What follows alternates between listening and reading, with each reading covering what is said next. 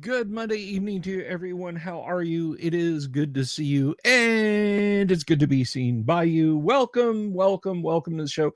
I, of course, am the one and only Bill Sylvie, aka the Dungeon Delver. It says right over here, right down there. That's me. You can't escape it.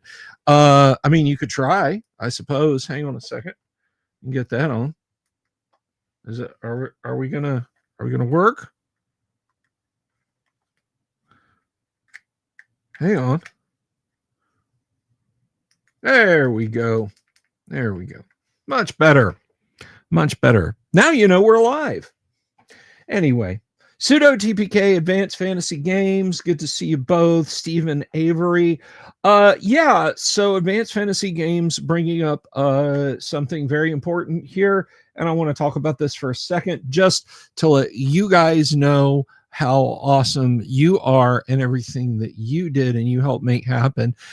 This past weekend, we held an auction for Lost Lore Scholar, my buddy Jack over in the UK, who faced a sudden and inexplicable car situation. Now, normally, I mean, we all hit funky car situations. God knows I've had plenty of them. But when you're a young man and your young wife are expecting your first young child to come along any day, and you bought the car specifically so you could make the ease of life getting around, and if the babby needed something or the babby needed to go to the doctor, because babies, if you've never had any kids of your own and you don't know anyone who has had it, let me tell you what, they're little demon cores. They will flash out with dangerous energy that you just can't expect or predict. And so you got to be ready for that. You got to be ready for, oh, I have a fever of 102 degrees. Oh, now I don't, and just you have to be ready for craziness like that. So sitting and waiting to take a train or a bus or a cab or whatever public transportation is kind of a non-starter. So they got themselves a car, and then the car became a non-starter recently to the tune of a lot of money they didn't have. And so because of that, forgot to turn that on, sorry, because of that, they were, I think the English phrase is, right out on their uppers. So we did what we could around the Delver's Dungeon, and I did a little GoFundMe, a little GoFund them. I did an auction, and we auctioned off an original D&D repro set. It's not this one. It's already been shipped. And Paladin Steve stepped up and he won that sucker. And in fact, there he is lurking out in the audience, I do believe. So yeah, big thanks to him. Stephen, do you mind me saying what the final price was? I would love to tell you guys, but I'm not gonna unless you say it's okay, my friend. But yeah, so the auction concluded some repro vintage dragon dice, the TSR dragon dice. Although these are cast from resin, they're much harder, much more durable than what TSR gave you back in the 1980s. So we're pretty happy that auction got won, and that money that night. By the way, in case anybody's curious, that I told Jack, I rang Jack up our Saturday morning, his Saturday evening, and I said, look, set yourself an alarm for 3 a.m. because that's when this auction ends. And when it ends, I'm going to drag the auction winners into a chat, and we're going to settle this right now. They're going to transfer the money to you. You're going to say, yes, Bill, it's been transferred to me. And then I'm going to get the shipping deets for the box set and to give to our dice crafter, and we're gonna get that going. We're gonna get that moving. So, Jack stayed up till, well, I hope he didn't stay up. He woke up at 3 a.m., stayed up long enough to finish that, and all totaled, folks, we got I believe $300 for Jack and his wife from the set. The OD&D set was 240 and the dice were 60. So I guess Paladin Steve, you finally got yourself some rules and some dice to play D&D with. Congratulations. And chainmail. You play chainmail. So I'm really, really happy about that. And thank you, everybody. To folks who stepped up and bid. Excuse me. Hey, Janie, you want to go to the dance? For folks who step up to bid, folks who just put the good word out there, I really, really, really super duper appreciate it. It was really, really decent of you guys. And I'm so pleased that we were able to do for Jack. That is the kind of community that I like to build around here, that I've tried to build. I've said since 2000, since it's literally been 6 years since I started doing this, guys. Well, 5 years, 11 months, because it was mid-March. It was mid-March of 2000 that I sat down over there and I flipped on Facebook Live and sat and talked to people.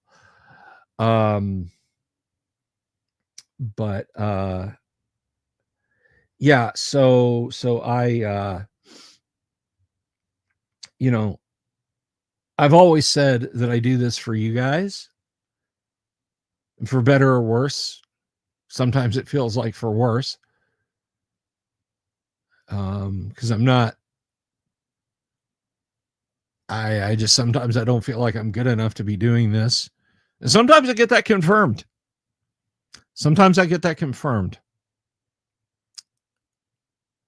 I break my arm patting myself on the back for what a good DM I am, and I'm not.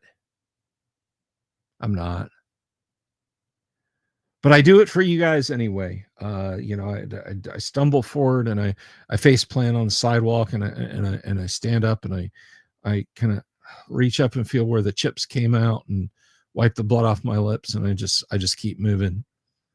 And that's all I can do.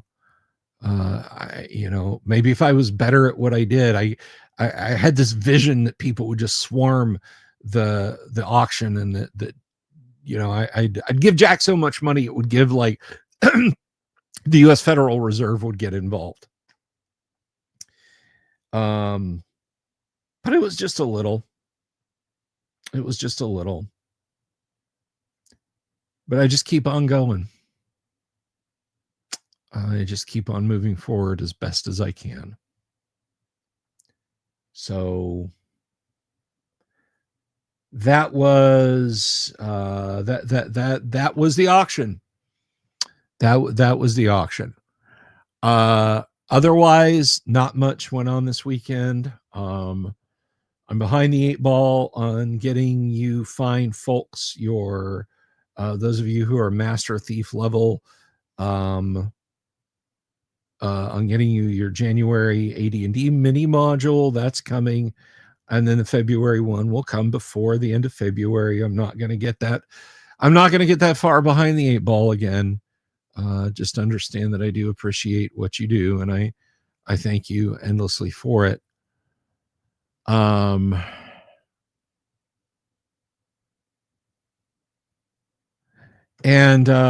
so that's that's what's new. We have guests coming up next week. Greg Gillespie. Greg is the guy who created Dragon Slayer. He sent us the 2 beautiful Dragon Slayer books. We kind of leafed through one of those the other night, and that was sort of fun. It's sort of a Moldvay basic expert, but with AD&D, a thick layer of AD&D on the top of it. I don't think it does psionics, but otherwise it seems pretty similar. Thank you, John Collins. Thank you very much. The studio lighting, such as it is, the live sign, the D20 light over here.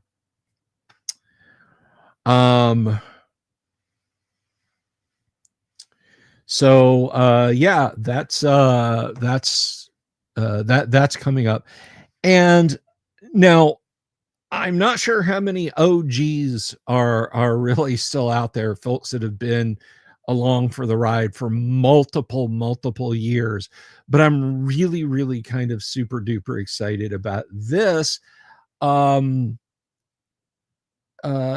Star of stage and screen, and I mean that literally. That's not me just like throwing out a words to fill emptiness, but star of stage and screen. Laura Daniel was a guest a while ago.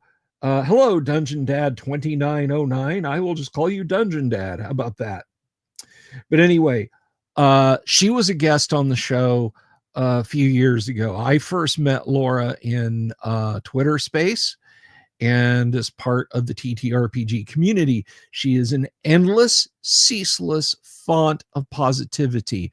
I love her to pieces. It's wonderful just to talk to her about D&D, about the film projects she's been involved with and everything else.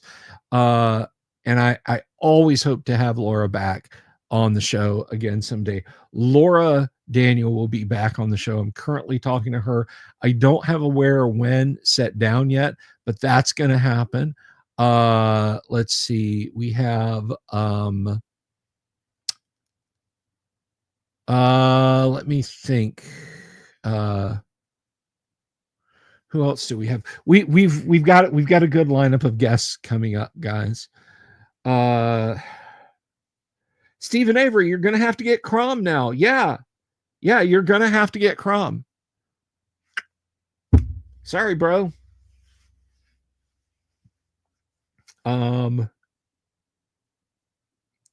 So yeah, lots of good guests lined up. And Stephen Avery brings up a good point. This show is brought to you by Crom, the character record organization manager software. Now, folks, you can go out there on the web, anywhere on the World Wide Web, just about, and find a character creator for first edition AD&D. You can go to Google and type roll 4d6 and it will roll 4 6-sided dice, I'm pretty sure. I know you can make it roll a d6 and then just manually do it, but you can go through the process. You can do that. Probably the best character generator on the web facing, you go and you use this for free, is of course the one on Dragon's Foot. But I'm here to tell you, they all fall short, guys. They all fall short in critical areas. They will create characters, but what they will not do, what they cannot do, is create and help you manage characters. You gain XP, your character ages, your character stats increase. You have a human character that eventually you'd like to fork off into multi-class, or into dual class rather. Your character loses level. Your character needs to buy more mundane equipment. Your character has gems and jewelry that they'd like to sell. All of these things are possible in Crom because Crom lets you save the characters you create in either text or HTML. It stores it in a modifiable file that you can load back in and make changes to until the cows come home. Guys, Crom is the last word in first edition AD&D character creation and management. Whether you're a player, whether you're a dungeon master, how many times as a DM have you said, the party encounters an NPC, a leveled NPC, and you have to go through and you have to create this character on the fly, particularly if they're a magic user or an illusionist. Guess what? Crom will help you create the character right then, takes 3 or 4 minutes, and it generates a spell book for that character. It pulls from the first edition AD&D spell database and populates that. You need an 8th level magic user on the fly? Boom, done. You need a 10th level illusionist?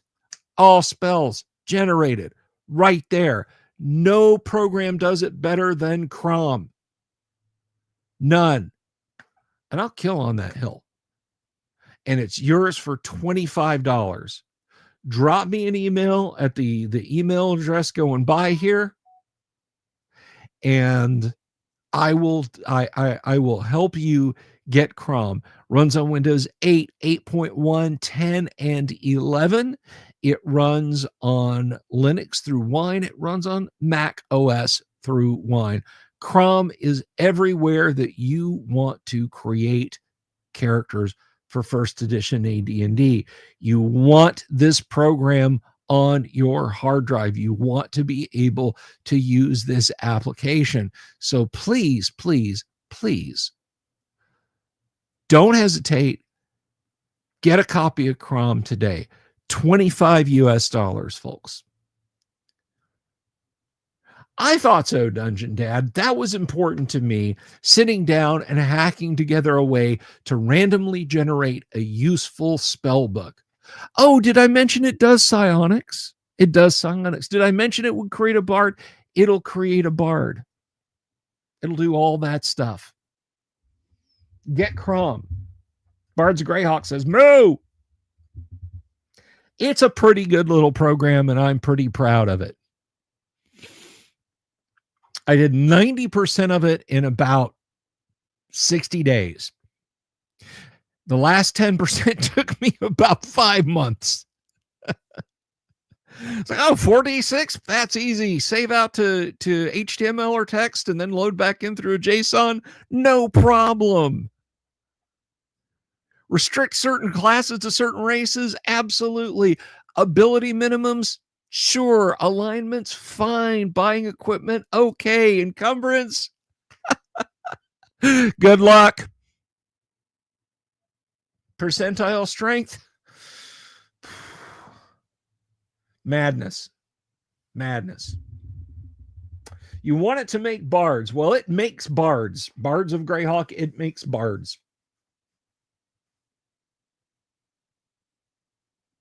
At that point, why not just use Google Docs? Because Crom does everything you need. You don't have to open Google Docs. Crom sits right there on your computer. We start at 9 p.m. Eastern, Tuesdays, Wednesdays, Thursdays, Fridays.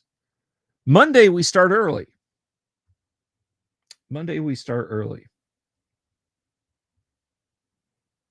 What is on my t-shirt tonight? This is a big pile of dice in a yin and yang shape. Let me jump zoom and show you.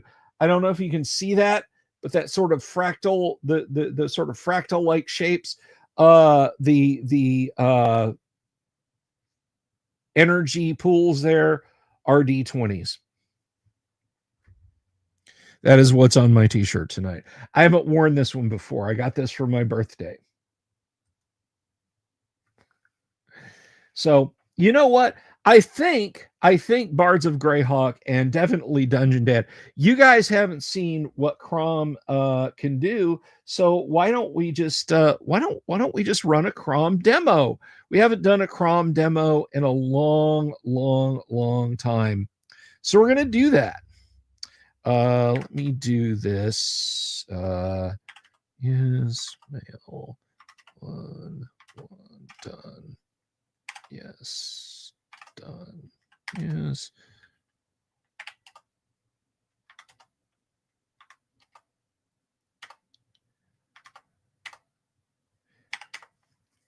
Let's take a look at the latest iteration of Crom and everything it can do for you.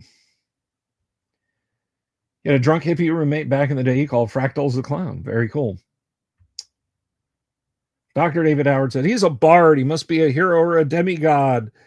Nerd Cognito, that's right, man. It's Monday, 6 o'clock is our run time. All right. Well, let's take a look here at Crom.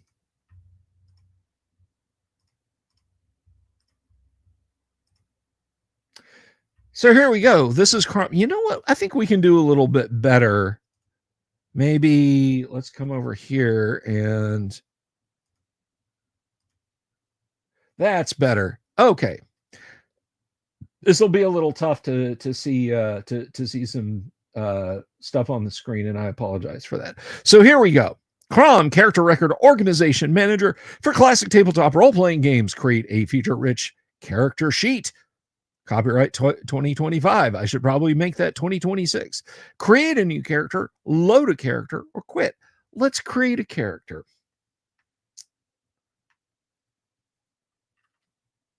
That's very true. They're having a giveaway on Saturday.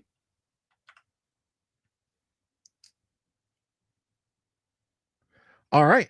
So there we go. We have selected C to create a character. All of the methods are available, methods 1 through 4, plus manual entry. Character making in Cresthaven, 60% lose interest. Yeah, I'm not familiar with that one, Dungeon Dad. But yes, Crom, I have offered up a copy of Crom for the Nerd Cognito, the Nerd Cognito Valentine's Day giveaway on Saturday. So hopefully you guys will jump in there. It, trust me, is the least of the stuff that they're giving away in terms of that $3,000. It's $25 for Crom. So but anyway, so here we go. Dungeon Dad wants choose method 1. Now, method 1 is a classic method, and I thought for decades, Crom broke my brain. I thought for decades that method 1 was the best method of character generation. I am addicted to method 3. But Dr. David Dungeon Dad said, Cognito, it does provide, if you guys do manual entry, you can do 3d6 down the line. But the first request from Dungeon Dad was 4d6, drop lowest, arrange to taste. So here we go. We got some pretty good stats there. An 18 and a 15 is no messing around. I see a very, very capable fighter coming up here. So let's pop open Notepad and make a quick scratch sheet here for what we want. That is a legit roll. So we're going to do, let's see, 12, 12, 8, 15, 13, 18. All right, here we go. So strength, we're doing that 18. Whoops. I could actually type in the window. Now, if you're not stopping to banter with the crowd, guys, and I will do this silently after I'm done with this, I will create another character, and you guys can like start your stopwatch applications. You can be done with a character in here in like 3 minutes. So here we go. We're going to do strength of 18. Intelligence, I'm going with a fighter here, so we're going to do intelligence as the dump stat, 8. Remember, he's only slightly dumber than the average person. He's only slightly under less than average. Wisdom,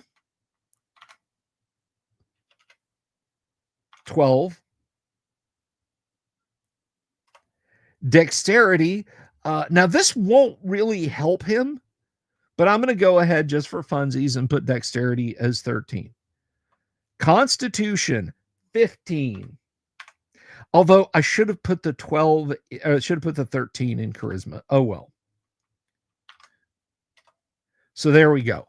Now we come to our races. Dwarf, elf, gnome, half-elf, halfling, half-orc, human. Let's see. Dungeon Dad, you've set the price. Why don't you go ahead and tell us what race you'd like to see? Now, I'm just going to, again, this is preferentially, if I'm doing a fighter and I've got an 18 percentage strength, I'm going human. Unlimited leveling. But you guys tell me, you guys out there in audience land, you tell me what you'd like to see.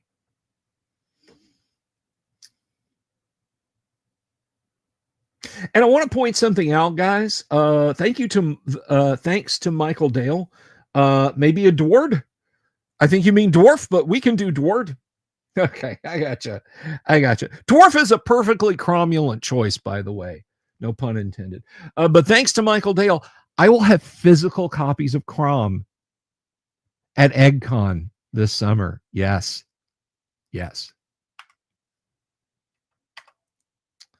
Okay, so here we go. Infravision, 60 feet, +1 to hit against goblins, orcs, and half-orcs, -4 to be hit by ogres, trolls, and giants, etc. Detect sloping passages, 75%. Detect new construction, 75%.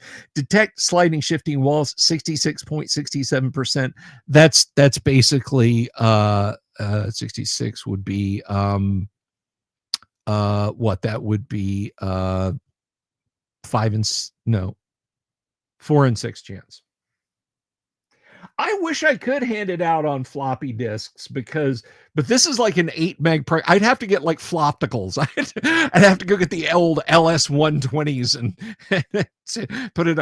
Does anyone here have a super drive? I have super drive copies. Yeah, unfortunately, I suppose I could burn it to a mini CD, but no. Do you want 2 CDs? All right, so we've selected dwarf. Yes. A brawny thewed male dwarf is of the order. So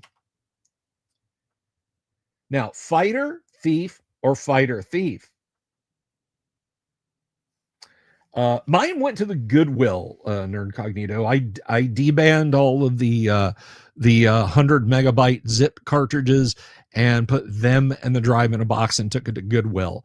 And there was a kid at the Goodwill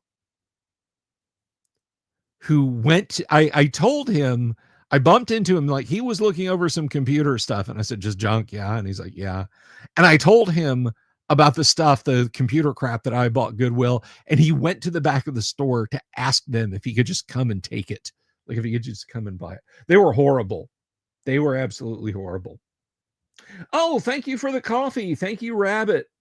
Unfortunately, we were shrunk down, so I didn't see your donation, but thank you very much. I really appreciate that. Crom on an Ultimate 64. Oh, I wish I could do that. All right, so we're gonna go with Fightar. Exceptional strength 82. 1882. Oh, that does. Ooh, C6.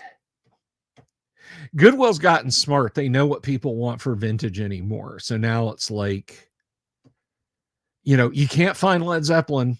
You can't find Beach Boys. You can't find Beatles. You can't find popular music in there anymore. It's just water swollen and cat pee smelling Guy Lombardo records is all they have in their vinyl sections anymore. Their books are just god awful. You're not going to find D&D books in Goodwill anymore. And for vintage computer stuff, same thing.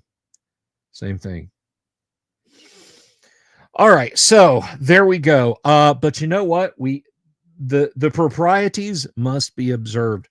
He is a first level fighter. Now we have 4 weapons proficiencies: melee, pole arms, ranged, and sticks. I think we're going to do a little from column A and a little from column B. Let's go to melee first. I think a dwarf without a battle axe is like you know a, a postman without his blue uniform. Excuse me, letter carrier. And I think we kind of got to go with hammer.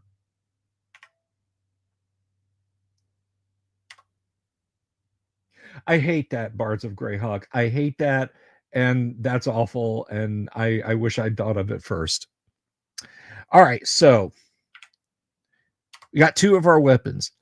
Let's do ranged. I feel like a dwarf with a light crossbow is where it's at. We're going to go back. Actually, you know what? I think we're going to do sling. Now we go shopping. We've picked our weapons preferences. We've got 120 gold. Let me tell you guys what, the most important stuff you can get right off the bat are your weapons. They are your weapons. So let's go to weapons first, and then we have our subcategories. We go over to melee. And remember what I said about the screen not exactly formatting right. We're going to go with battle axe, and we're going to go with warhammer, which is where's hammer?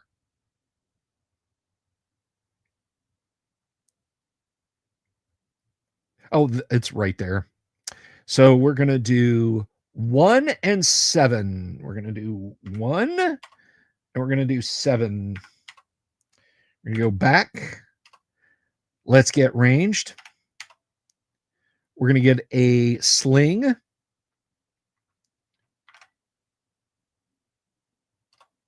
And we're going to get sling bullets. And we're going to get a light crossbow.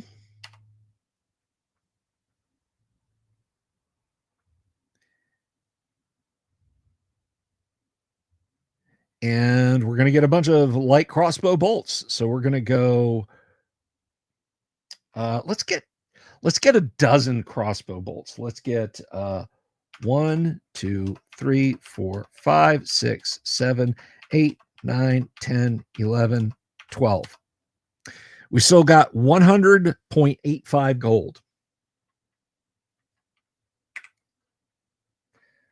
Let's go back. And let's go back. Now, let's get armor. So, this is where we got to be careful.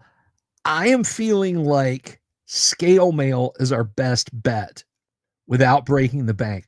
I know we've got 100, and I know your thinking is, boom, let's do chainmail.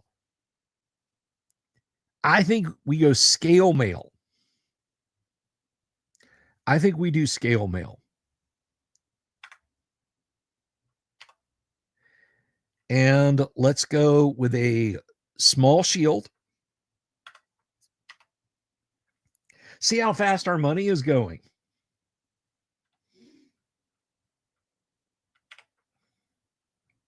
So scale mail and shield. Now there is something very important.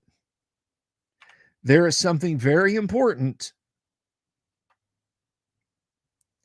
And that is under miscellaneous equipment.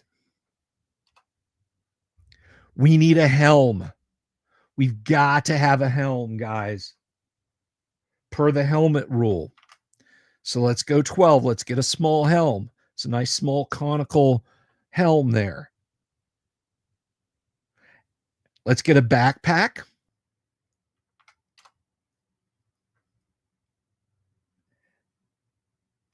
Let's get a belt pouch. Let's get a couple of those.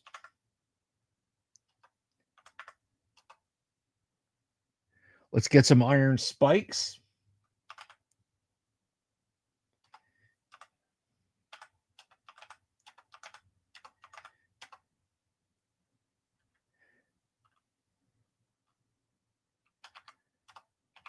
couple of torches, tinderbox, rope. Good call, Dungeon Dad. So some rope. I got that tinderbox, Stephen. Oil, flask of oil. We cannot forget to get a couple of flasks of oil. So we've got oil. Let's be done here. Now let's get some provisions. Let's do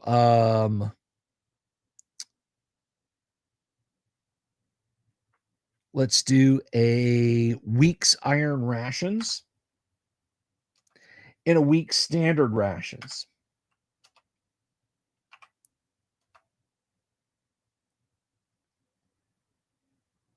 Now, I think that's just about it. We're going to hang on to our cash. We're going to be done. Are you sure? Yes. And there's all of our equipment, guys.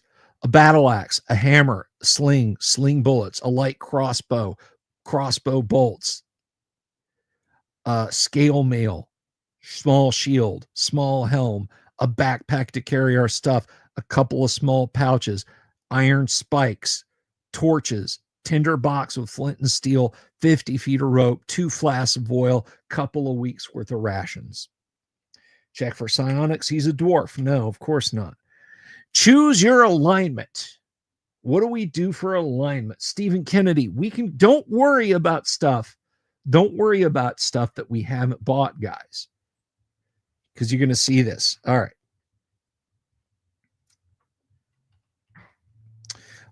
Let's see. I think lawful neutral for a dwarf fighter. Stephen Kennedy is leaning chaos.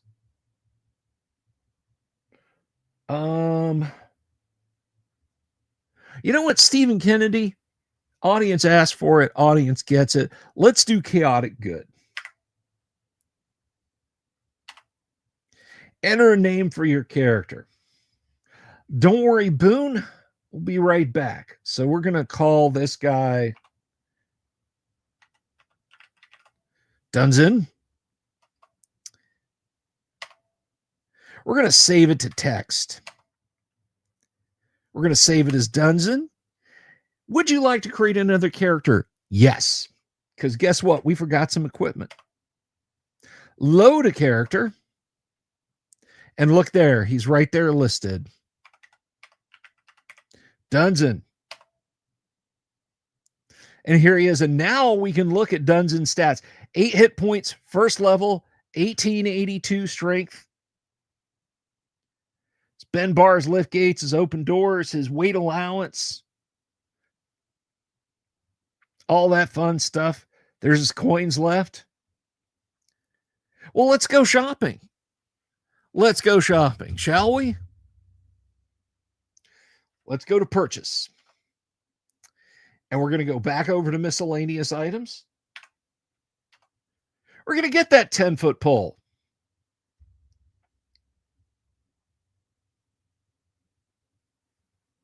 $18. Whoops. 18, not 19. And we're going to get, somebody asks about a quiver for his bolts. Quiver for bolts.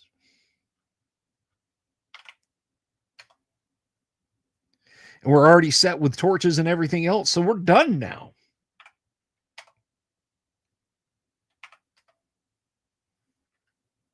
We're done shopping. We hop out of shopping. We're going to save this guy.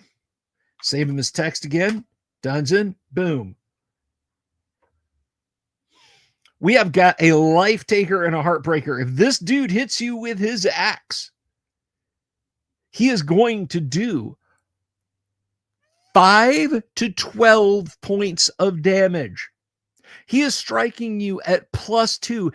If you are a goblin, a hobgoblin, an orc, or a half orc, he's hitting you at a total of +3. My boy Dunzen is putting the hurt on you. He has a total hit point adjustment of +2. And look at him, guys. Now, let me show you something here. Allow me to introduce Dungeon to you.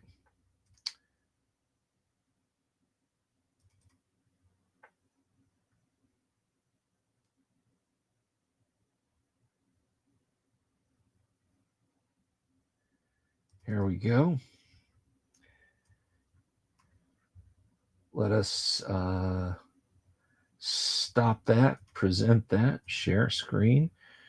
Share screen. And there he is. In beautiful, clean text. Character Dungeon, 0 XP, gender male, race dwarf, fighter, chaotic good. There's all the modifiers we just talked about. All of his current stuff he's got carried, all of the racial bonuses, all of his equipment. It even did his stats. Woodmaker, cabinet maker.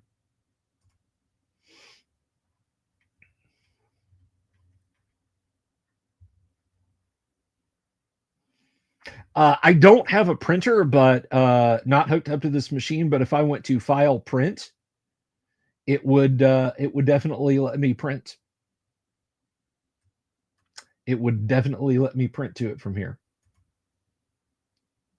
And I can go back in the program over here.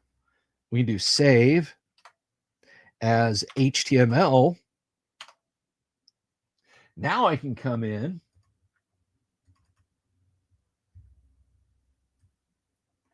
and I can show you guys what it looks like in HTML.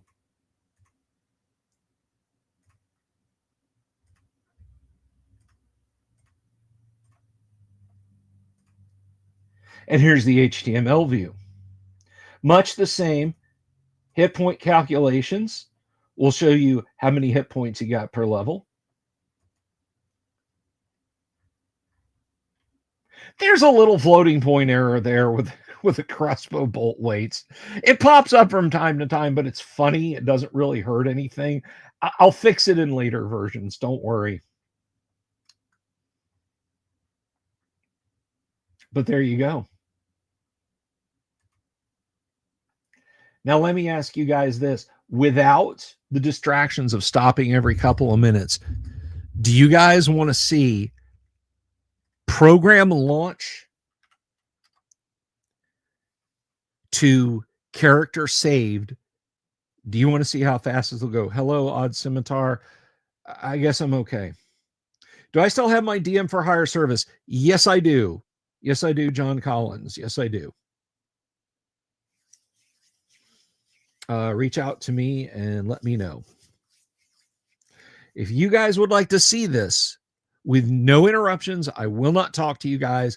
All I'll do is create a character, fully kitted out. Just let me know. Oh, Dungeon Dad with a backstory. I love it. I love it.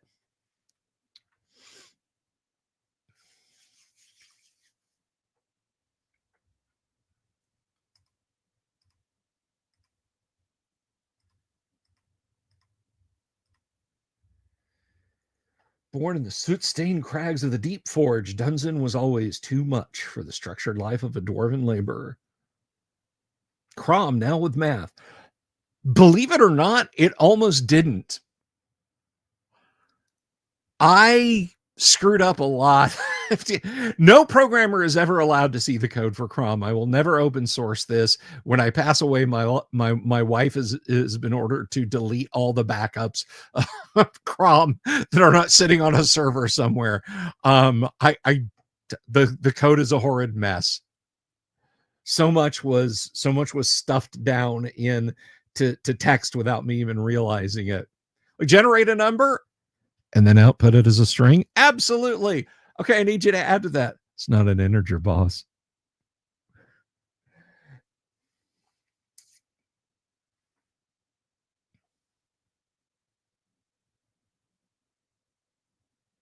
Roll up like 5 new characters.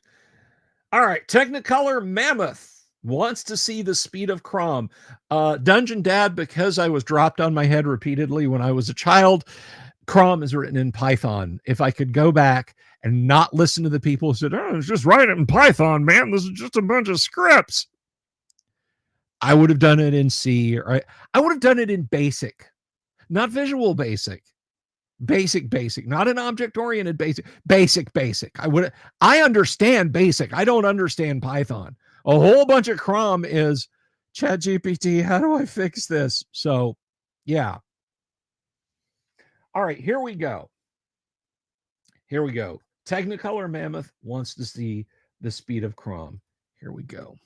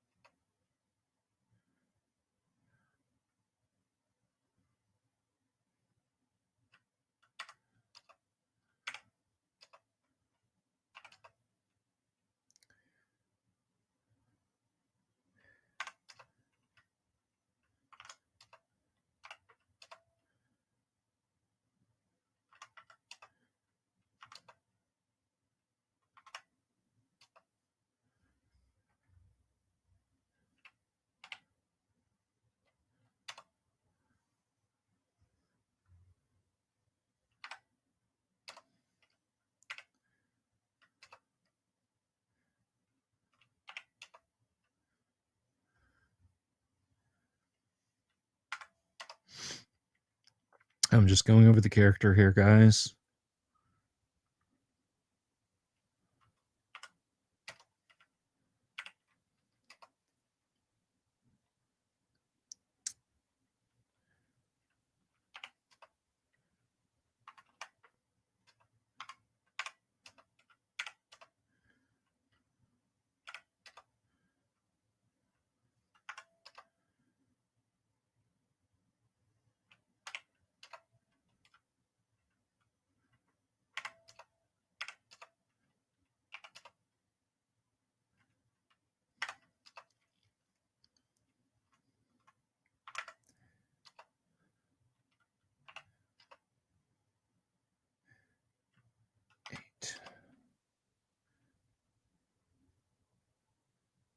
Four, 5, 6,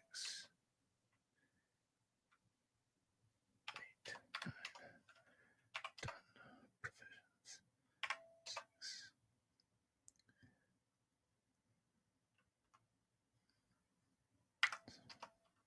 8. Done. 5.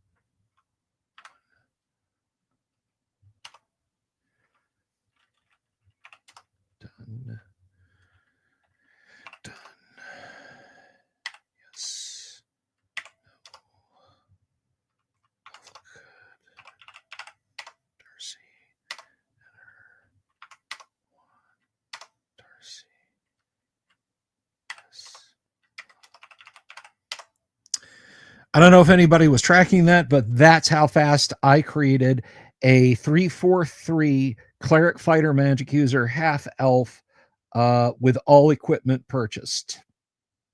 There's her spell slots and everything else like that. Again, I don't know if anybody was tracking, if anyone was tracking that, but without talking to you guys, that's how fast I did that. You can't do that with pen and paper, not and it be book legitimate. Not and it be book legitimate. Let's see. I'm going to say that took me probably 5 minutes.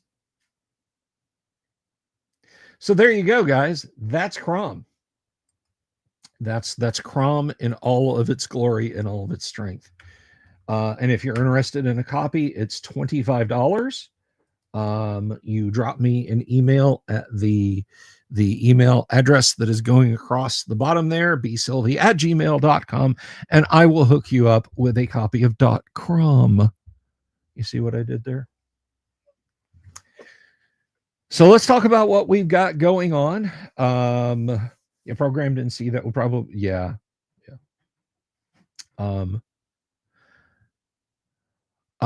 Anyway, sorry, I thought I heard a noise in the other room. Anyway, so what we have going on this week is tomorrow night we're playing first edition AD&D. I got a good crew. We're going to be playing some AD&D. Wednesday, I don't know if Kyle's going to be available. We'll just have to see. Thursday, open AD&D night. We talk about all kinds of cool AD&D related stuff. Friday, we're going to be back playing Blade Runner, the Blade Runner role-playing game, and I'm super duper excited about that. We're having a lot of fun. We've got Yang and Zhao. We've got Stephanie. It's Connect. You guys know Connect. We have got who else have we got out there? We got Jason has joined us. So we have us 3 hard-bitten Blade Runners in the grimdark future of 2019. You don't want to miss that. It's oodles of fun. I now open up the floor to you fine people. If you have any D&D related or even show related questions to me here in the next little bit, please feel free to ask them. Oh, and while you're writing them up, I do want to mention coming up soon, I don't know when exactly it's going to be this spring. I do like giving back to you guys when I can, and when opportunities present themselves for me to be able to give back to you, I like to jump on those. Used to program the turtle plotter with how turtle is. I'm very confused by that, Rob. Pen up, forward 5, right turn 10, do 30. That will draw a circle, by the way, in Apple logo. Or pen down, forward 5, right turn 10, repeat 30 will draw a circle. Anyway, moving right along. As I say, oh yes. I like to take opportunities to do stuff for you guys that are really, really cool. And so I have an opportunity coming up here to share some awesomeness with the community. Look forward to weekly giveaways soon of some vintage RPG stuff. That's all I'm going to say about that. But keep your eyes peeled for that, because someone is helping facilitate that. Someone is helping make that happen.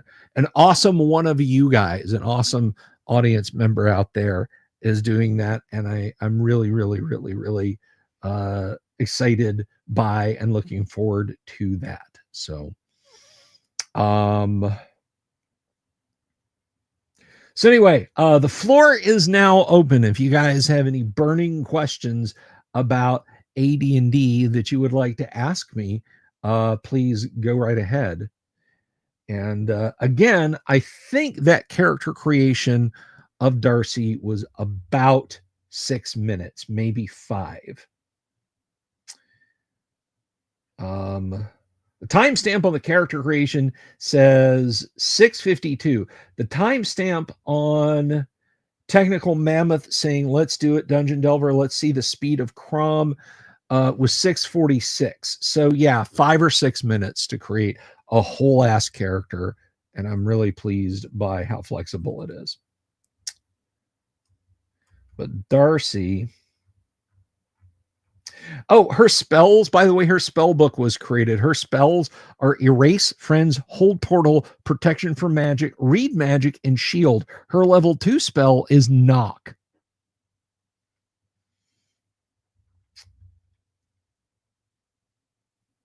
And she is very encumbered. She is carrying a lot of gear. A lot of gear. Scroll down and see if I missed anything. Didn't see if I missed something. 36 of you fine people watching out there. Hey guys, if you're just tuning in for the first time, would you do me a favor? If you haven't already, would you please click the subscribe button, click the bell icon for notifications on the show. We are currently sitting at, and I will tell you guys a little tale while you decide what, if anything, you want to ask me. Let's switch over to the studio. We are currently at, oh wow, back on Friday we were at 9304. We are currently at 9346. So yeah, it's jumped up a little bit in the last couple of days. Oh, I know what I wanted to ask you guys also. But the reason I'm asking you to subscribe, guys, is have I seen the hobby shop character sheets for AD&D? I've seen a lot of character sheets, but I can't think of a specific hobby shop character sheet for AD&D. If you got a link or something you'd like to throw at me, Dungeon Dad, I can pop them up on the screen here. Folks, we are working ever diligently, ever closer. So, I mean, that is almost 50 subscriptions in 2 days. That's like 25 a day on average. Well, I mean, you got to consider today, so maybe it's a little less, but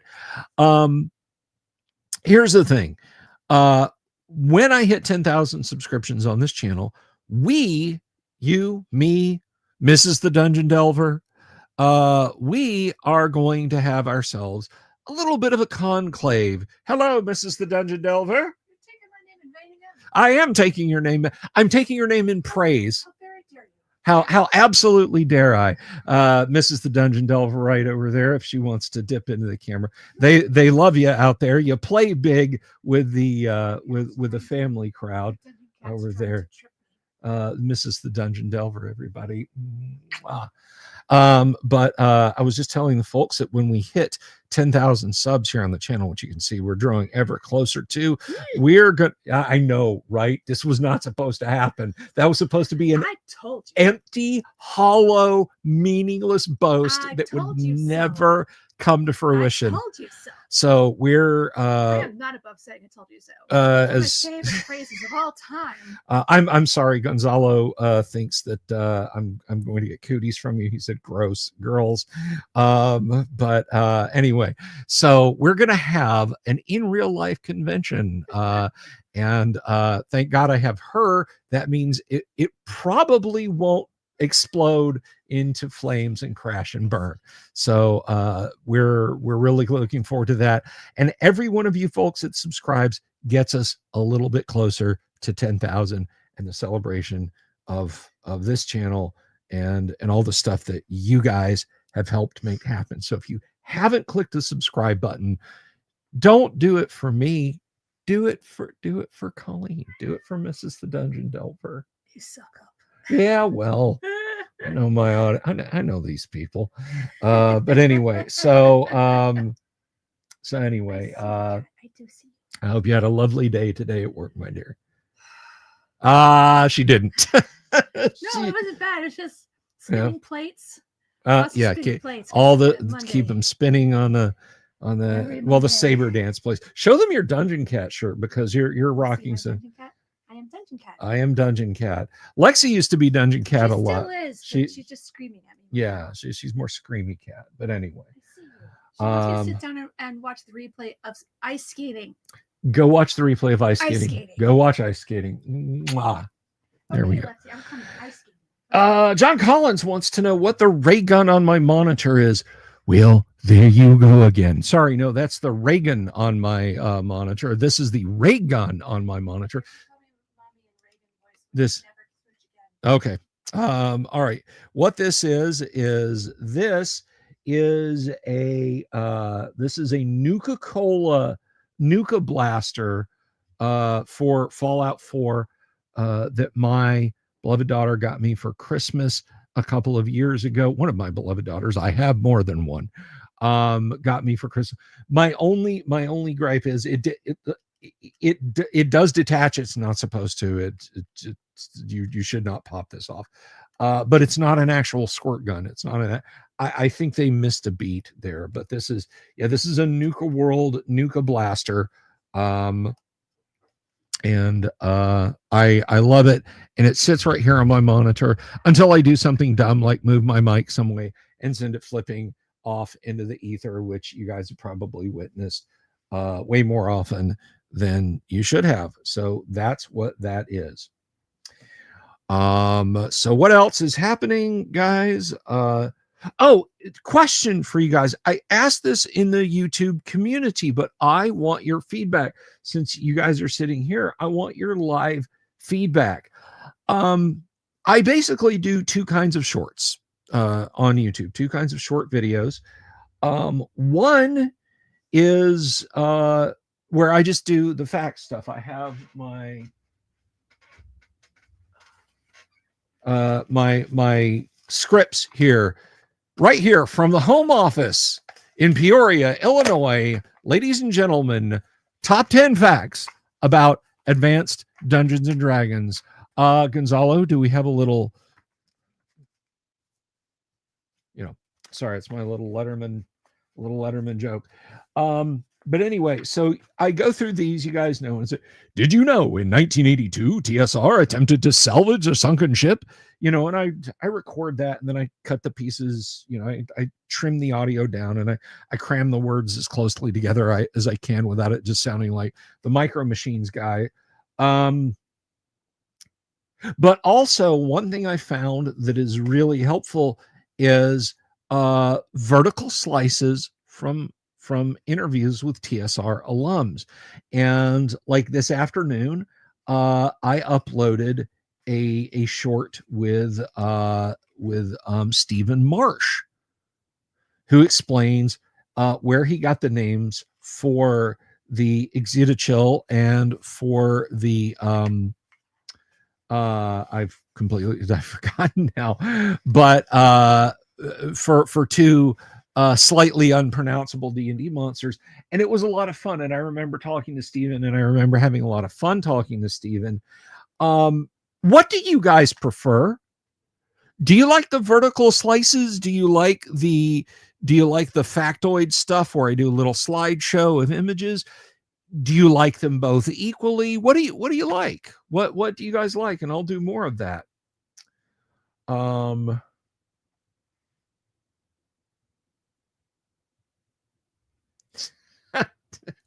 Thank you. I can hear that. I can hear that keyboard of his. Okay.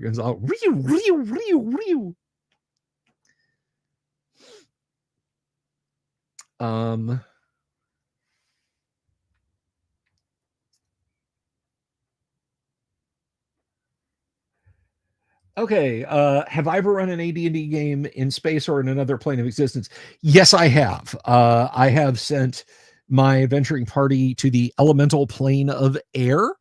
I have sent them to the dying earth more than once. I have sent them to alternate realities. I've sent them to limbo. Yes, we have had many multi-planar adventures. Multi-planter adventures, the peanuts, the mix, the cheese balls, Those came back, by the way, for a little while a few years ago, the Planters cheese balls, and I was hyped, and I bought a can, and they weren't good. They were way better than when I was a kid, and I don't know if they changed the formula or what. We haven't gotten to Demon Web yet, but we may someday.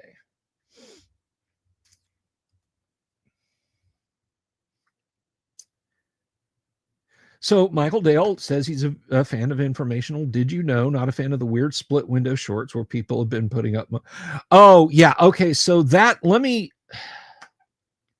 React shorts where like somebody is.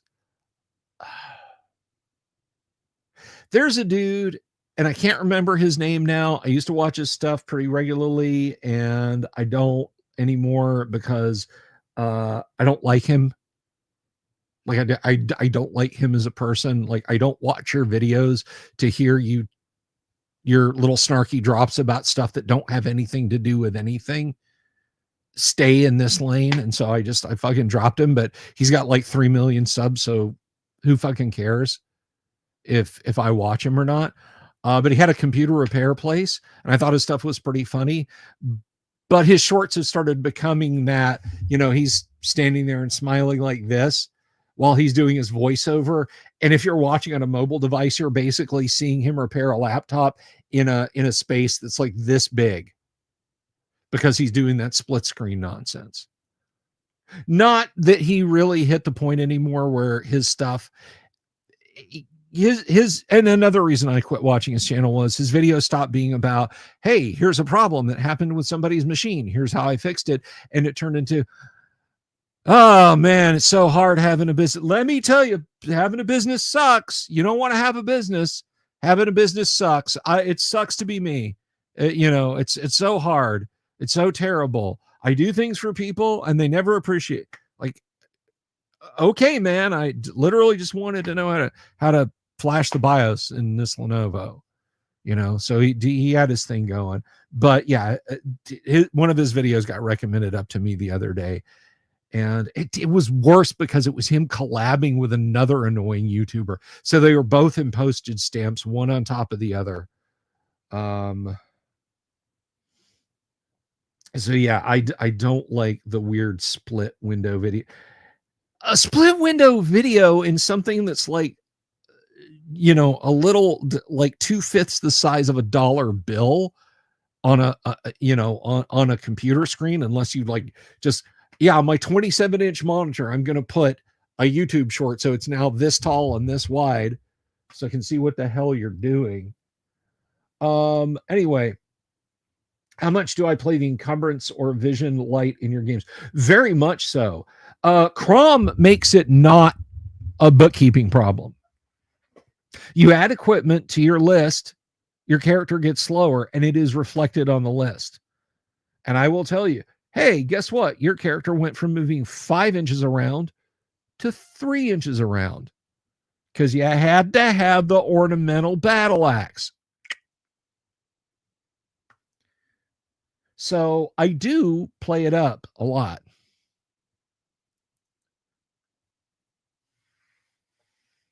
I play it as much as I can. Hey, there's 45 of you guys watching over on YouTube. There's 55 of you guys watching over on X. I know some people have dipped in from X and said hello. If you're watching us over on X and you haven't already, please, pretty please, click the little bar down there and type something fun at us. I was doing this the other day. I was exalting people that I like on X, on Twitter, and I was going through, okay, who follows me and who do I follow? Let's look at my moots and share my moots. And so I went through there, and it occurred to me there were so many people that I used to talk to that like their accounts are still there. And I'm like, oh, hey, how's she doing? And I click and I look, and it's like, last post is like this past spring. Merry Christmas 2024. It's kind of sad, Maybe it's just a comment on the impermanence of online interactions. maybe in 100 years, 1,000 years, people look back at this period and say, did these people actually like meet up and talk to each other? One of the great early science fiction stories is called The Machine Stops, and it's by E.M. Forster. Hey, RPG Gen Exile, hello. I think Dungeon Dad may be moving close to picking up Crom. I'm not gonna jinx it. No, I'm just kidding, dude. But yeah, no, same thing, dude. You gotta use them. But you're supposed to buy the new trifold phone, 10-inch tablet thing. It's only $3,500. Yeah. By and large, yeah. But anyway, and the machine stops. Basically, everyone becomes a shut-in. Everyone lives in their apartments. Food is delivered.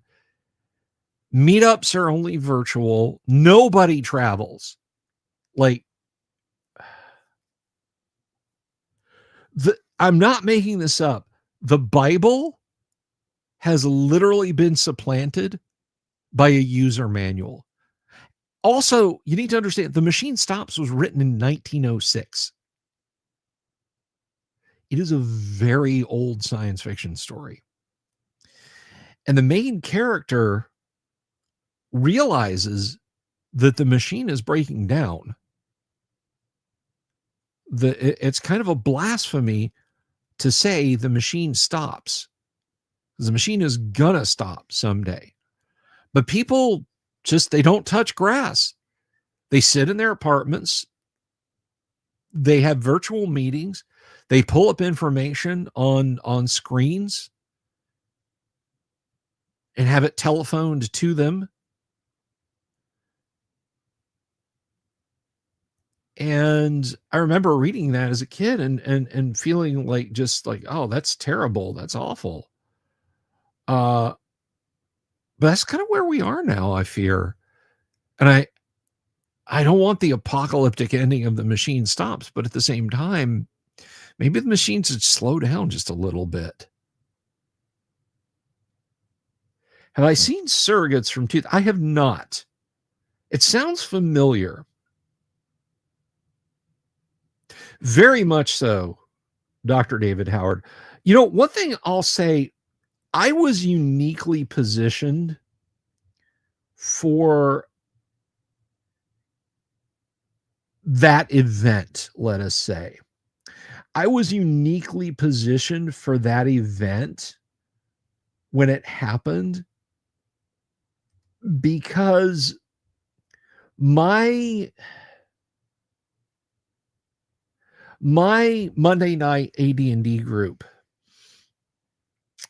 had been virtual since 2014.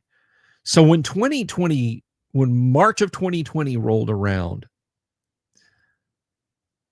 we just rolled right with it. Man, this is bad. Okay, you guys stay safe. Because we'd been gaming on Discord for not on Discord, which I have a bone to pick with Discord. I'm going to get to that in a minute. Yes. Okay. Yeah. No, I have seen it. Dungeon Dad. I have seen it. Yes. Everybody just they drive a drone of themselves around.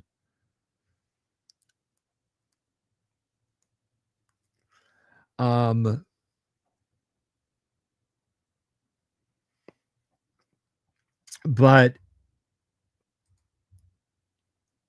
one thing that like I insisted on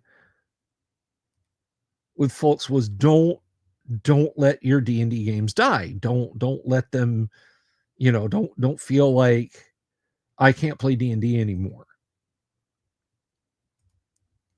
It's just all going to die on the vine.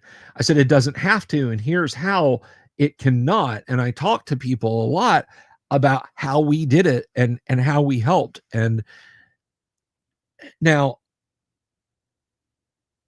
if if I was in the same town as these people, I never would have done that. I would have insisted we meet face to face to game all the time. I would have loved to have had 11, 12 people every Monday night at a table at a comic store. I would have loved to have been just as bumfuzzled as everybody else in terms of how do we do this online now.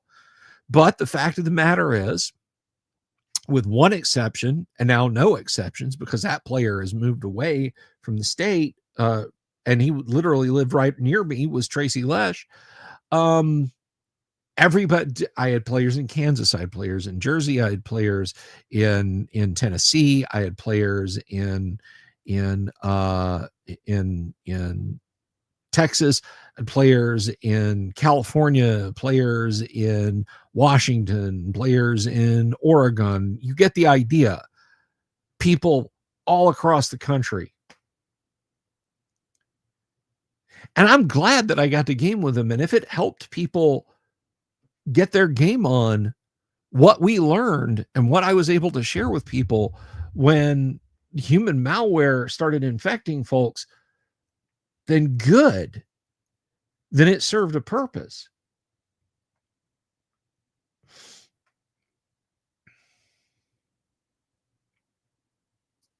But, in hindsight, I wish it hadn't had to have happened. But that's hindsight. Can't really change anything about it. All right. Any further questions, folks? Any comments, criticisms, negative, nasty remarks? I am okay. So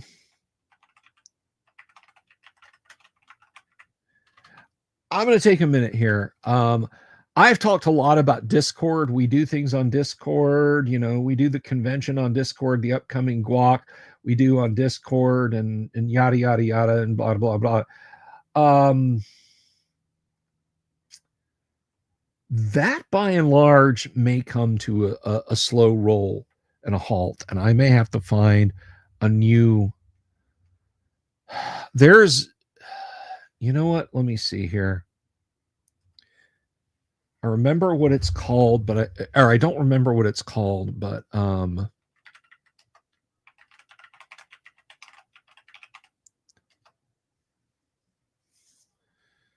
me see. That's not it.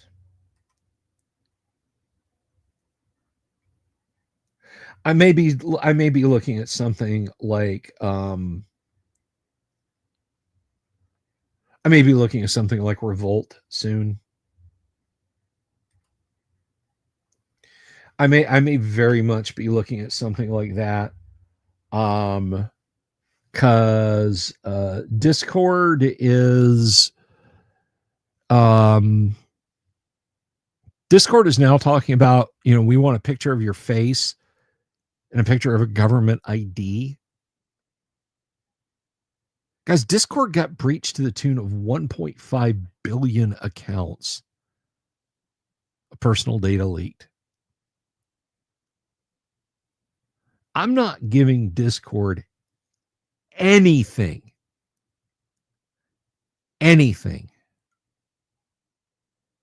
If that becomes necessary just to use Discord in the day-to-day, I'll switch to Revolt. Now, I may do it anyway, just because, it's never just one step, guys. It's never just one step. And with very, very rare exceptions, they don't roll back. They do not go, that was a mistake. We shouldn't have done that. Let's undo that.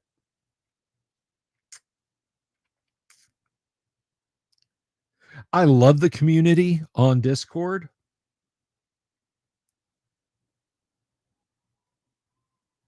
I love doing the con on Discord and everything.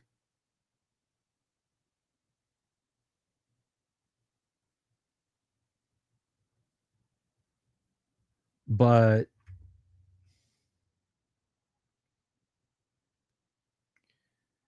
think if it's my server is set to all ages, though, you could be wrong. I don't know. I don't know, Mojo. I'm not sure what the server is set to. I mean, if I can set it to adults only, then maybe that. I don't know.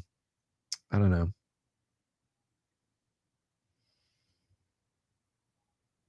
It's not the idea of a grown-ups only area.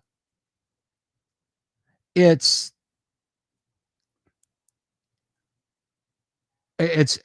just somebody. It's the idea of them pulling something like this. It's not. It hasn't. Like, who remembers the V chip? They're going to put a computer chip in your VCR and your stereo and your TV, and you're going to have parental lockout controls. And a lot of people talked about that back in the 1990s.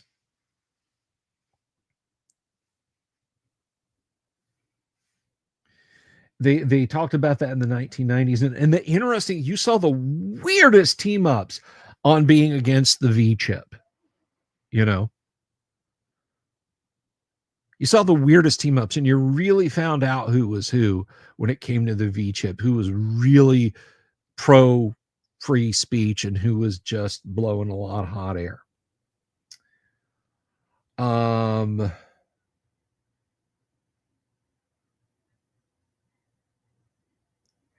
the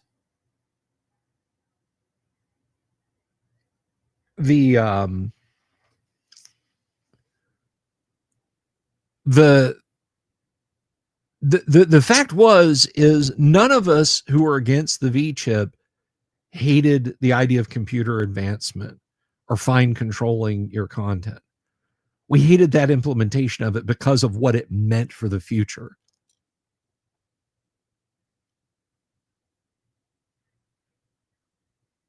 I mean, on the surface of it, consider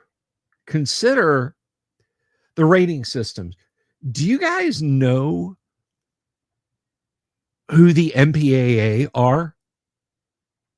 The quote unquote ratings people? You think that's a government body? You think the rated R, children under 17 not admitted without a parent or guardian? Do you think that the theater can call the cops and say, hey, I think a couple of 15-year-olds went in to see the new horror slasher movie? Do those still even come out in movie theaters? I don't know anymore.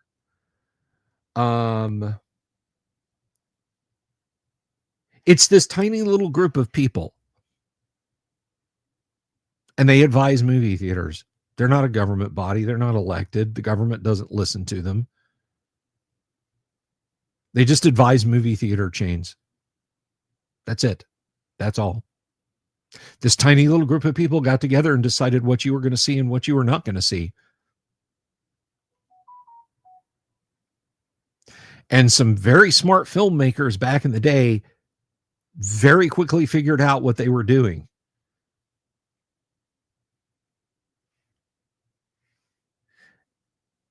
When Tobe Hooper made the Texas Chainsaw Massacre, now you can argue whether that's art that people want to see or should see or whatever. When he made the Texas Chainsaw Massacre, he submitted it to the MPAA, and the MPAA said, absolutely not. This is an X-rated movie, yada, yada, yada. He got a hold of block stamps with the R rating thing on it and went through and stamped every movie poster he sent out to movie theaters, so they would think it had been authorized by the MPAA as an R-rated movie to make sure it got to make sure it got sold out there. So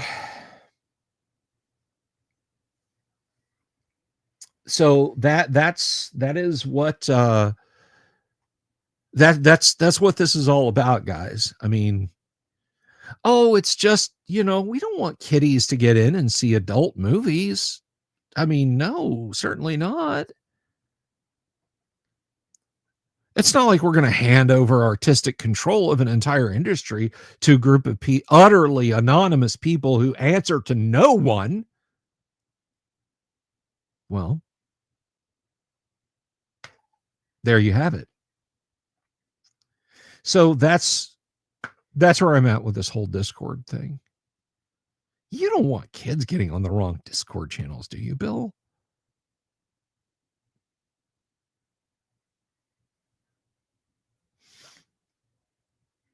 All right, let's talk about some actual. Oh, hey, there's my co-host, everybody.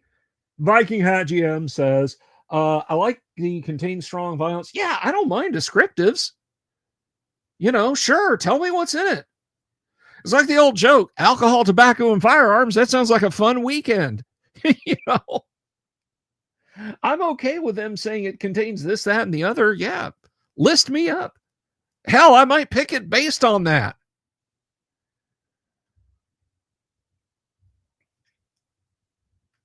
All right, let's talk D&D. Let's talk D&D. First edition AD&D trivia. How powerful is a level 8 cleric spell compared to a level 7 cleric spell? Rain of colorless fire and invoke devastation. A level 8 cleric spell. Wow, that would be like a level 10 magic user spell. I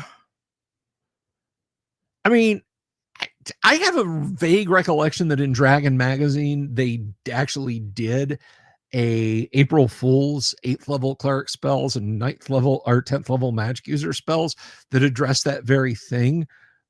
But I mean, by the time you're cleric maxing and thinking about what's more powerful than, and let's look at this for a hot minute.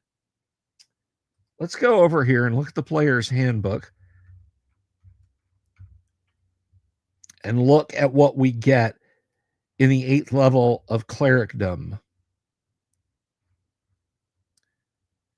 Astral spell, control weather, earthquake, gate, holy or unholy word, regenerate, restoration, resurrection, symbol, wind walk. So astral spell, you can literally enter the astral plane, just your Disney fast pass to the highway system of all realities. Yes, we probably should put those on Wastrel Wednesdays, Kyle. I agree with you.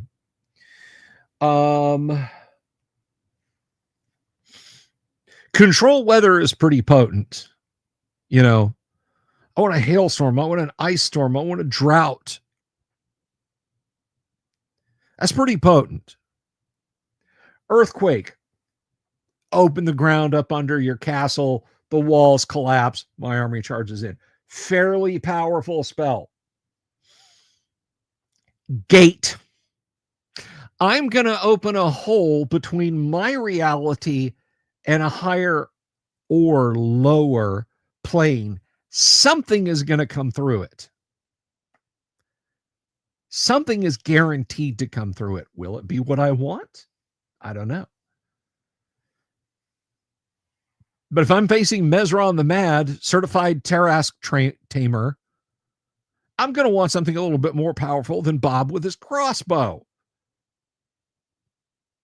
Maybe I need a Planetar, a Solar, and a couple of Astral Divas to deal with this problem. Gate. Gate's pretty potent. Holy or unholy word. Do not raise up that which you cannot put down. Holy or unholy word will send good or will send bad or good things. What is it? Dan Aykroyd tried that in Ghostbusters. Goes with the Gozerian as a duly appointed representative of the state, county, and municipality of New York. I am hereby authorized to order you to return to your home plane, or was it to cease all supernatural activities and return to your home plane or nearest adjacent plane of reality.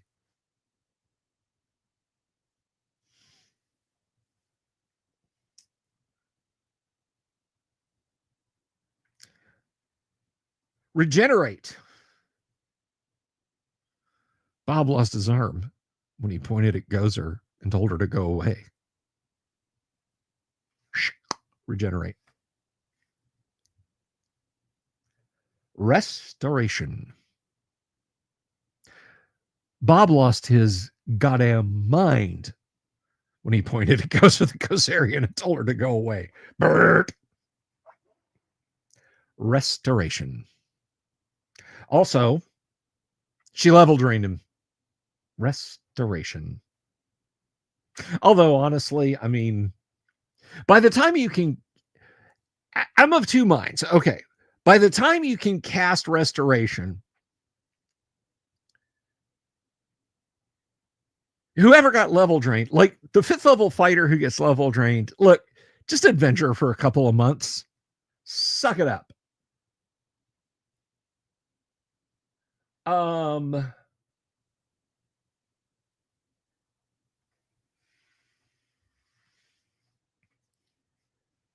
But by the time everybody's hanging around with a cleric who can cast 7th level cleric spells, Restoration is actually a pretty good bargain because, like, oh, you got level drained from level 29 to 28? Yes.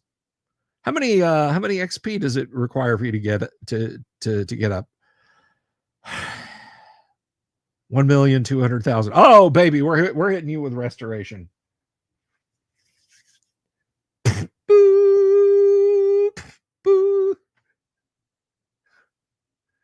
Hey, Gonzalo, if you don't like it, there's the door. Please don't leave. You want Restoration.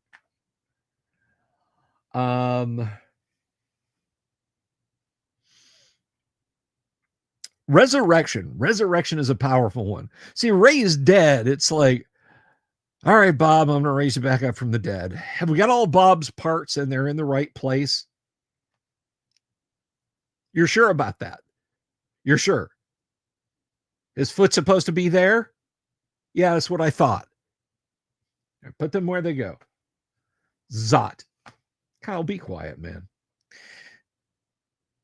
But Resurrection, it's like, where's Bob? He's in this back. What's the scene from Battle Beyond the Stars? You know,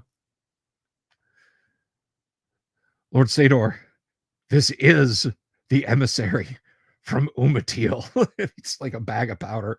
That's what your Resurrection gets you back. And that can be like centuries. Kyle thinks it's not D&D unless it's just people with like, Kyle thinks the guy who's learned how to knack a piece of sandstone into a point is a power gamer and will throw him out of his game.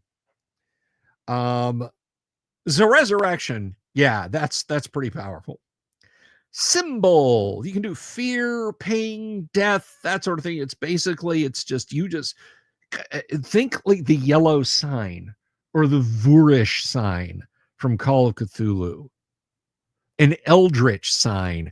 That's what a symbol can do for you. And Windwalk, which frankly, if you've got fly, levitation, whatever, I think Gary was kind of reaching with Windwalk. Maybe it does something that's a little bit better than that. Dr. David is just over here. It's like, invoke devastation! Invoke devastation! He's over here like Dr. Strangelove. My Fiona, I can invoke devastation! Let's see. Windwalk.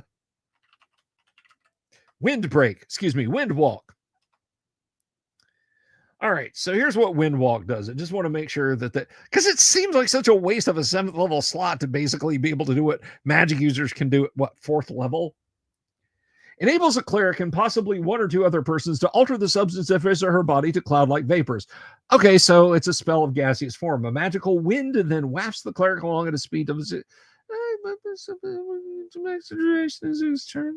Oh, Kyle, thank you very much.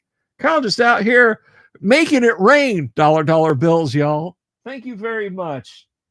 Thank you very much to my awesome co-host. Thank you, brother. I appreciate that. That means a lot, man. And so here it is. A magical wind then wafts the cleric along at a speed up to 60 inches per turn, or as slow as 6 inches per turn as a spellcaster wills. The wind walk spell lasts as long as the cleric desires, up to a maximum duration of 6 turns per level of experience of the caster. For every 8 levels the cleric has attained up to 24, he or she is able to touch another and carry that person or those 2 persons along with a windwalk. Persons windwalking are not invisible, but appear as misty and are transparent if fully clothed in white. They are 80% likely to be mistaken for clouds, fogs, vapors, etc. Material components are fire and holy or unholy water. Michael Connor, hello, good to see you. So Windwalk is, I mean, I don't know, 7th level spell for Windwalk. I'd put Windwalk at like 5th, maybe. That gets you started, boys and girls. After that, sign up yourself, or else I will DM you.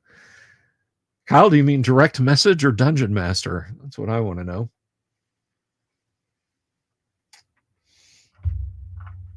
But I do appreciate that, Kyle, from the bottom of my heart. I really do. Thank you so much.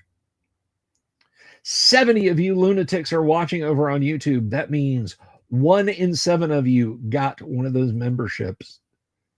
Hager the Horrible. Oh, just missed it. I hate that. Like, there's a couple of streams. I hopped on Scootifer Mike's stream the other day, and I became a channel member, like his lowest tier possible, to support him, because Scootifer is a nice guy. And I do that, and then somebody right behind me gifts. There were 10 people watching the stream. I was one of them, and then that person gifts 10 memberships. Thanks.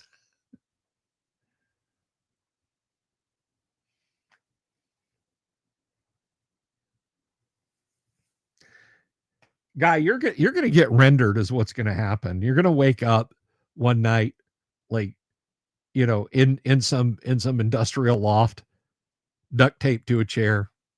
There's going to be a guy sitting across a table from you, his upper torso shrouded in shadows. You're going to be freaking out, panicking. And he's going to lean forward and say in an Australian accent, you come to a room, it's 10 by 10. There's a door on the other side. In the middle of the room is an orc standing next to a wooden chest. What do? He'll DM you.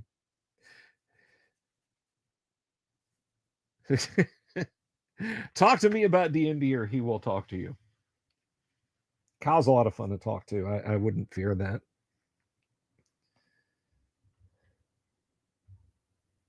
I have a friend who was upset with his wife. I told him to meet me at the pub. Either you talk to me about your feelings or you talk to her. He chose to talk to her.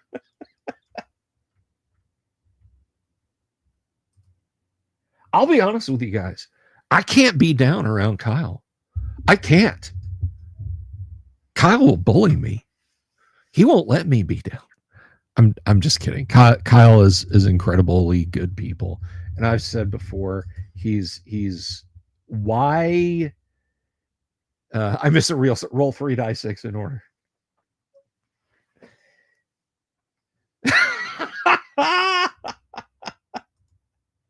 Oh, I'm leaving that up there for a while. I'm leaving that up there for a while.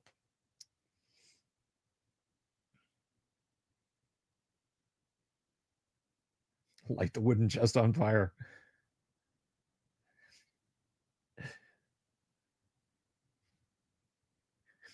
Ron Swanson. Kyle Swanson.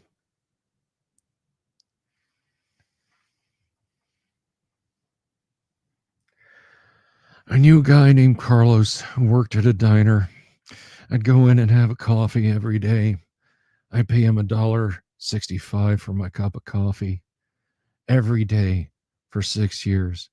I never said a single word to the man, and he never said anything to me other than, here's your coffee.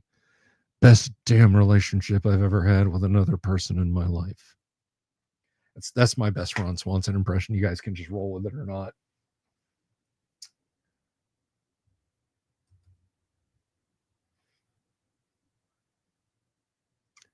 I light the chest on fire. Okay, well, it's bound in heavy bronze and iron, and the oak looks very set. No, no, no, no, no. I light the orc's chest on fire.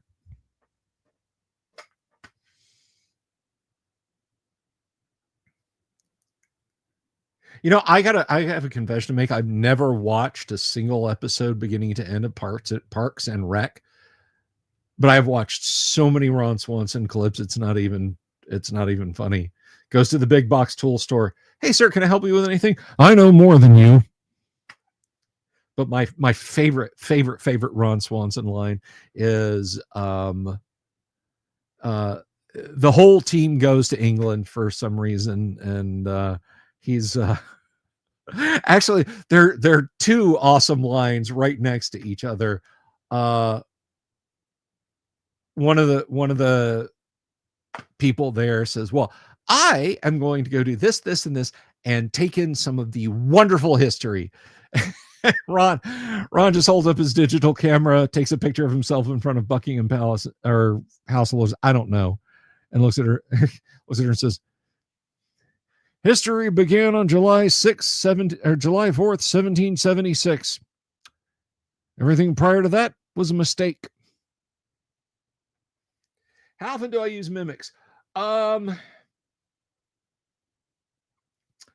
I like the non-monstrous, smaller mimic, just to keep the party on their toes. You see a wooden bucket in the corner of the dungeon room. Water is dripping down from the ceiling into the bucket periodically. All right, I pick up the bucket and move it. All right. Nothing under it. Cool. All right, we're going to search the rest of the room. From the corner, you hear, you look over and the bucket's empty. And the bucket begins to talk to you. "Hello, friends. Come down to this dungeon often, do you?" Because the smaller mimics are friendly. The killer mimics are the big armoire and that sort of thing. But I have used the killer mimics too. What do I think about the players adopting a goblin as a party mascot? Here's what I think about goblins. The party should make that into a good goblin. And the only good goblins are dead goblins. So make him into a really good goblin.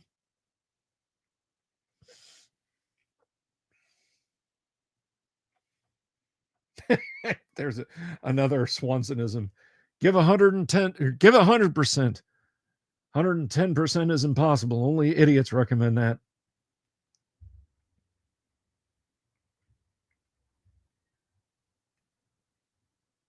In all things aside, I think it's entirely. I think it's.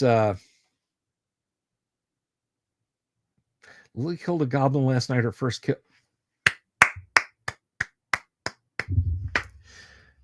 If it matters at all to Lily, or you think it will matter at all, tell her that this crusty old grognard said good for her. Give her a thumbs up from this side of the planet, Kyle. I'm serious. I'm being sincere. I think that's awesome.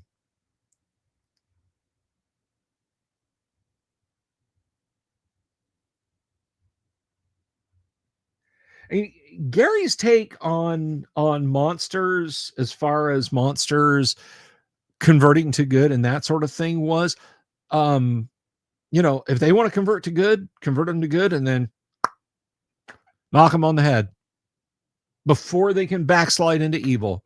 Send them to heaven in a state of grace. That was his take on it. So,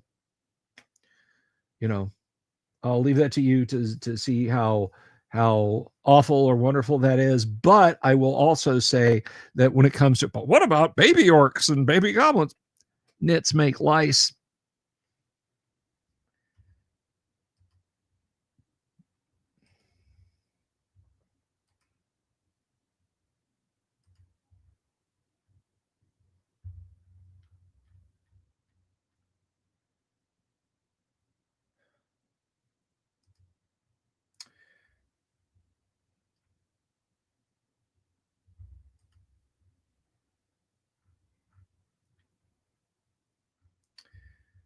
But anyway,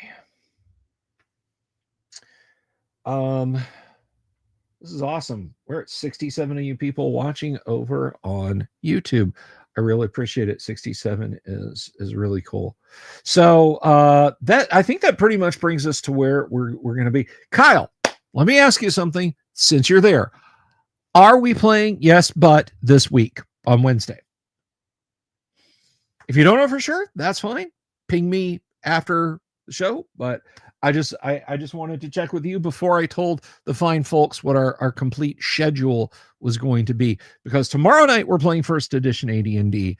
Thursday night open live AD&D chat, and Friday night we're going to be playing I almost said Ghostbusters.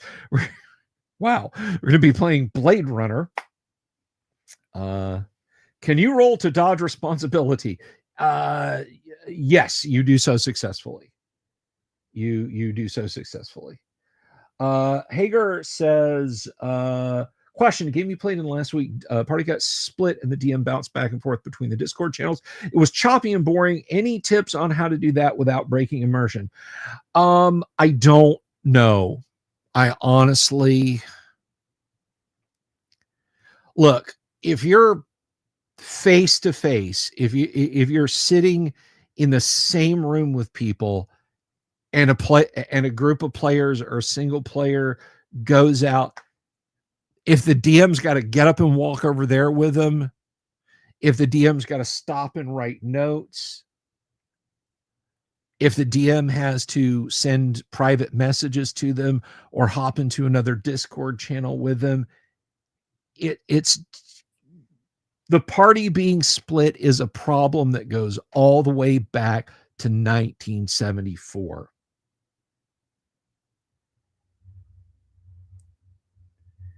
It is just onerous, and it is not an easy thing to cope with. And I wish I had a good answer for you. I honestly wish I had a good answer for you. So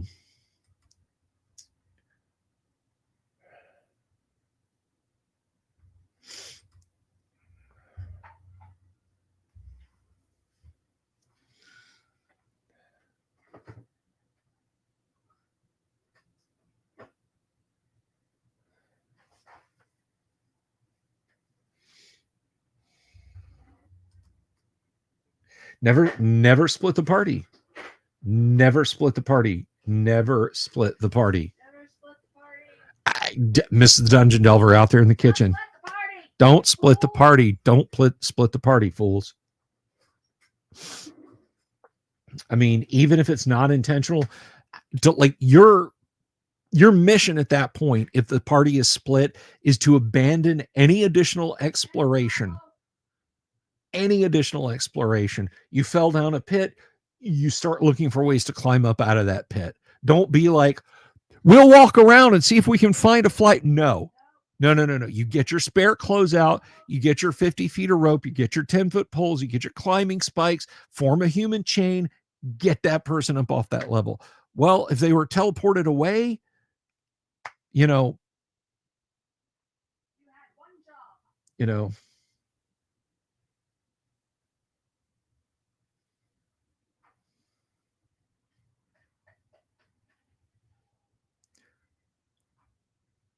holy crap. Okay, guys, I'm about to do something that I never, ever, ever really do, because I want to see.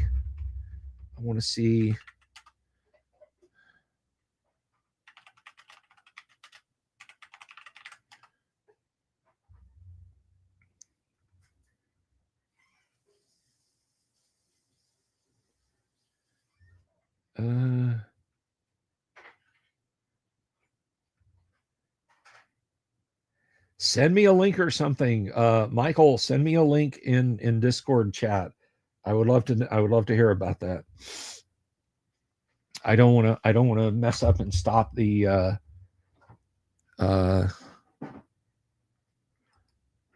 I don't want to stop the show to go looking for that. That's more splitting the party.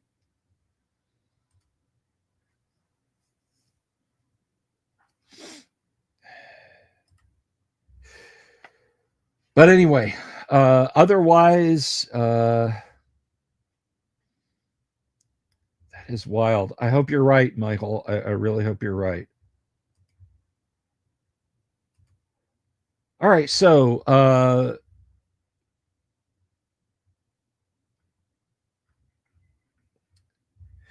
we'll circle back around and see whether or not Kyle is going to be available on Wednesday. I mean, it's fun when we can hang out with him at night here. That's always a lot of fun. And then on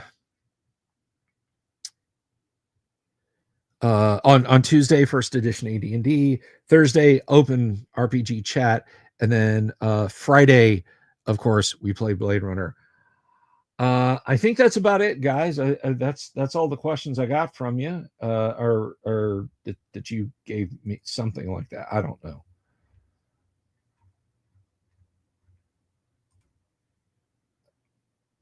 But with that said, everybody, I guess I'll go ahead and roll on out of here. Thank you for hanging out with me tonight. Kyle, thank you for gifting these lovely people 10, count them, 10 memberships. That was really cool. Thank you for good and engaging questions today, guys. If you want to buy a copy of Crom, drop me an email, bsylvie@gmail.com, and I will hook you up with the latest Crom build. And by the way, a purchase of Crom entitles you to all future updates and upgrades, bug fixes, patches, anything, everything else. Have a good evening, everybody. I'll see you around on Friday. And until then, be good and do your best to avoid the owl bears. Peace. Good night. Love you all. Have you seen my owl bear?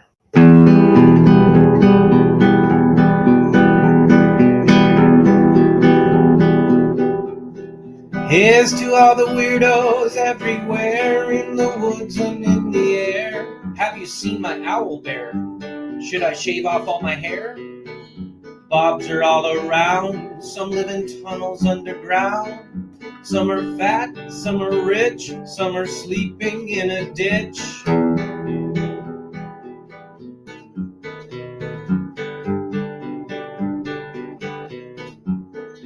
Can you ride a crooked horse without a saddle, way off course?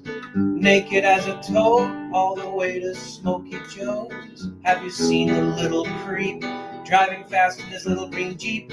He smells like fish and brandy, but his rotten teeth look dandy. Take me to the show, I don't care if fast or slow. From action flicks to dancing dicks, just take me to the show.